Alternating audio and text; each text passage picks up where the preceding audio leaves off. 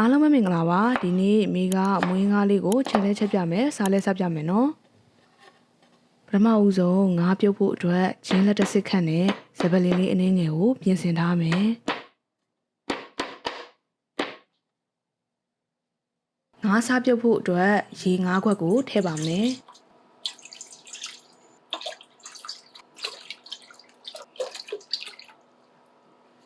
ခုနကပြင်ဆင်ထားတဲ့ဂျင်းနဲ့စပယ်လင်းကိုထည့်ပါမယ်စားစွန်းနေထားတဲ့ငချင်း30သားခန့်ကိုထည့်လိုက်ပါမယ်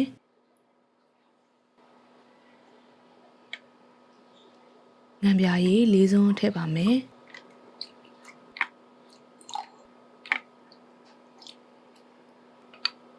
ပြီးရင်တော့ထညက်ရည်2စုံထည့်ပါမယ်ဒီနေရာမှာထညက်ရည်မရှိရင်ရိုးရိုးထညက်ခဲ3ခဲလောက်ထည့်လဲအဆင်ပြေပါတယ်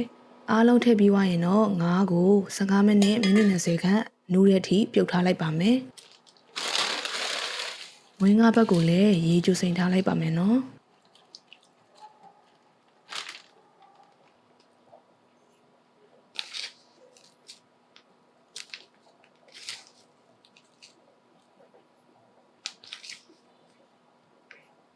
ဆန်လုံးမုတ်လေး၄စုံကိုရေအနှင်းငယ်နဲ့ကျိုထားလိုက်မယ်နော်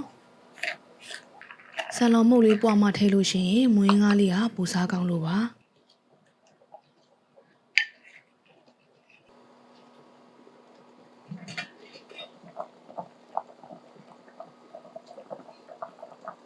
ငါးလေးနူးလာပြီဆိုရင်ဆယ်ပြီးတော့အေးခံထားလိုက်ပါမယ်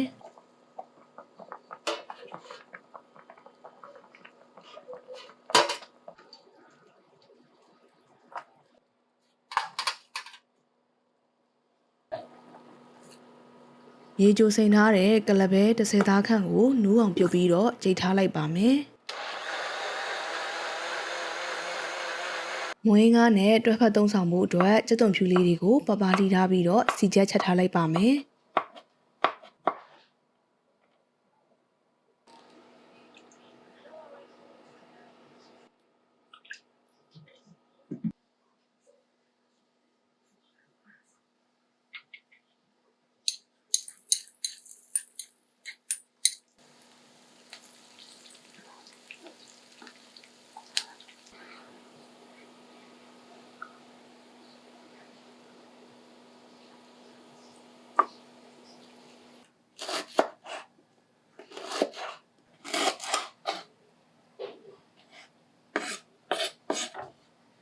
ငါးစီတက်ဖို့အတွက်ဂျင်းကြက်သွန်ဖြူစပယ်လင်တို့ကို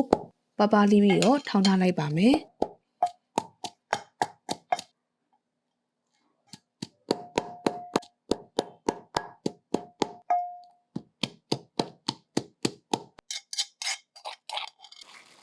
ခုနကအေးခံထားတဲ့ငါးလေးတွေကိုအယိုးနွင်ထားလိုက်မယ်နော်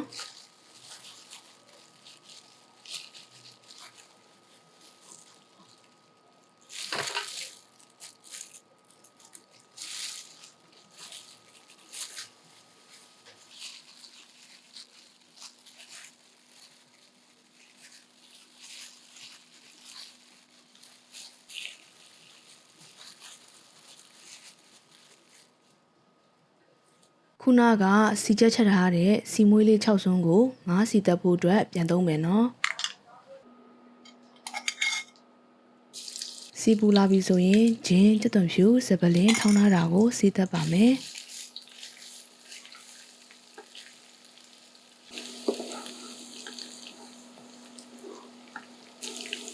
စီတက်ထားတာလေးမွေးလာပြီဆိုရင်ငရုတ်သီးအယောင်တင်မှုကိုတစ်စုံထည့်လိုက်ပါမယ်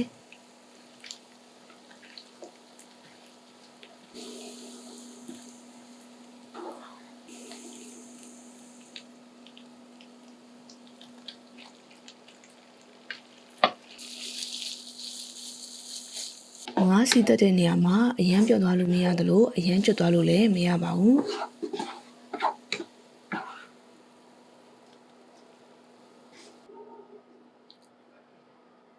ငပြောဦးလေးကိုလှီးတော့မယ်ဆိုရင်စနွင်းရည်လေးကိုကြိုဖြူထားဖို့လိုမယ်နော်ငပြောဦးလေးတွေကိုလှီးပြီးတော့ဒီတိုင်းပဲထားမယ်ဆိုရင်မဲသွားတတ်လို့ပါ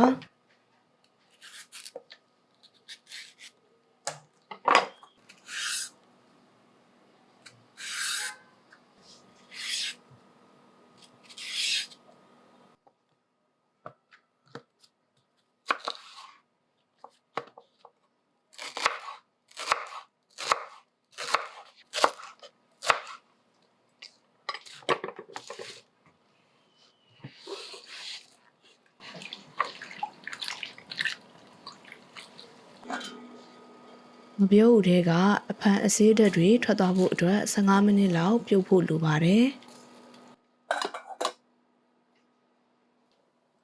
အေးရဲထဲဖို့အတွက်ကြက်သွန်နီလေးတွေကိုစိတ်ထားလိုက်ပါမယ်။ပြုတ်ထားတဲ့ကြက်ဥလေးတွေကိုလည်းစိတ်ထားလိုက်မယ်နော်။ငပြိုးဥလေးတွေရပြီဆိုလို့ရှိရင်ဟင်းရည်စားချက်ဖို့အတွက်ပြင်ဆင်လိုက်ပါမယ်။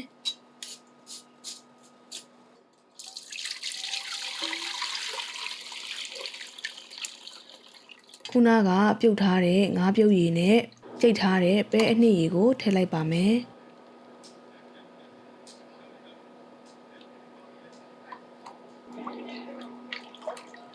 နည်းနည်းလေးဆူလာပြီဆိုရင်စောနောကကြိုးပြထားတဲ့ဆန်လုံးမုတ်အရည်ကိုထည့်လိုက်မယ်နော်။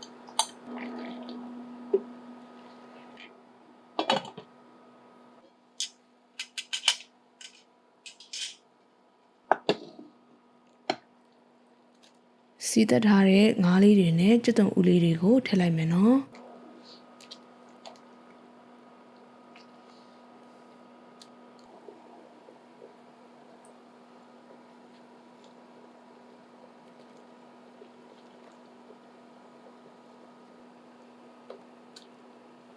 ပွက်ဆူလာရင်ငံပြာရည်လေး3စုံထည့်ပါမယ်။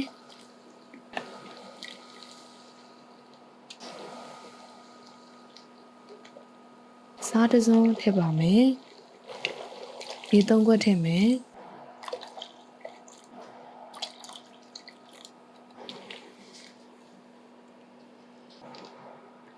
ကြက်ဥလေးတွေနဲ့ငပြိုးဥလေးတွေကိုထည့်လိုက်မယ်။အနံလေးပုံမွေးသွားအောင်ငရုတ်ကောင်းလေးအနည်းငယ်ဖြူလိုက်မယ်နော်။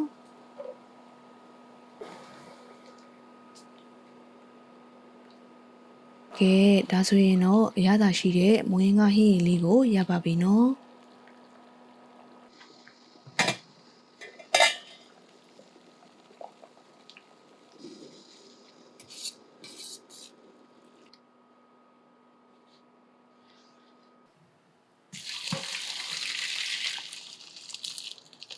မုတ်ဖက်ပြုတ်ပြီးရင်တော့ရေအေးလေးနဲ့တေချာဆေးပြီးတော့စစ်ထားဖို့လိုမယ်နော်။အကြော်ကြိုဖို့အတွက်ပြင်ဆင်လိုက်မယ်နော်။အကြော်မုတ်တစ်ခွက်ကိုရေ150မီလီလီတာနဲ့ဖြောထားလိုက်ပါ။အယောင်တင်မုတ်၊ကြက်သားမုတ်၊စား၊ကြားတို့ကိုလက်ဖက်ရည်စွန်းတစ်စွန်းစီထည့်ပြီးတော့တမအောင်မွေးထားလိုက်ပါ။စီပူလာပြီဆိုရင်ပပလေးရတဲ့ဘူးသီးလေးတွေကိုထည့်ပြီးတော့ကြော်လို့ရပါပြီ။